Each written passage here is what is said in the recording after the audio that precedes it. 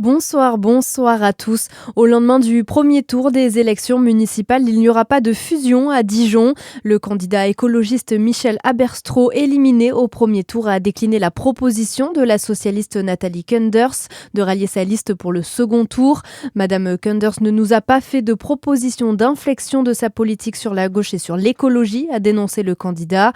La maire sortante affrontera dans une triangulaire la droite d'Emmanuel Bichot et l'extrême droite de Thierry Coudert. Les recherches se poursuivent pour retrouver Savannah Penaud, cette adolescente de 16 ans qui a disparu depuis le 4 janvier dernier après une nouvelle fugue de la maison départementale de l'enfance dans l'agglomération de Dijon. Un appel à témoins a été lancé par la gendarmerie nationale. Selon les autorités, elle pourrait se trouver à Paris. Elle mesure 1,60 m et a les cheveux bruns. Si vous avez des informations, merci de composer le 17.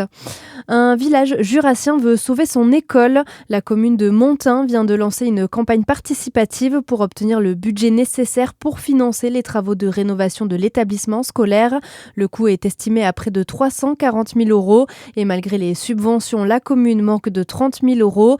Il est donc possible pour chacun de faire un don sur Internet. La campagne de financement est ouverte jusqu'au 31 mars prochain.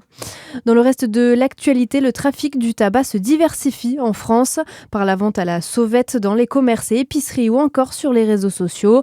La filière française est ainsi fragilisée par la multiplication des moyens de revente de paquets de cigarettes illégaux. Et pour lutter contre ce marché souterrain, les buralistes demandent la mise en place de solutions. C'est le cas notamment du président de la Fédération des buralistes d'Île-de-France, Philippe Alloz. Et là, on demande clairement que lorsque les gens sont pris la main dans le sac, une fermeture administrative pour ces commerces.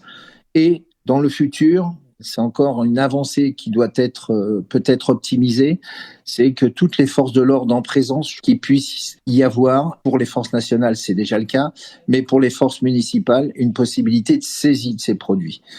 Il est essentiel que l'État prenne de fait un sujet d'aplomb à pouvoir confisquer ce marché et ce produit illégal. Dans les signalements faits au numéro vert de la Fédération des buralistes d'Île-de-France, 50% visaient des ventes en épicerie.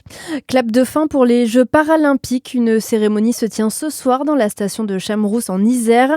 La délégation française sera à l'honneur. Elle revient de Milan-Cortina avec 12 médailles, dont 4 en or.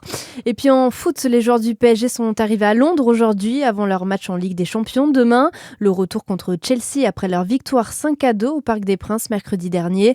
À la clé, une place en quart de finale. Notez en revanche l'absence de 2 joueurs, l'international espagnol Fabian Ruiz et le jeune Quentin Njontou. Voilà pour l'essentiel de votre actualité. À suivre votre météo sur Fréquence Plus.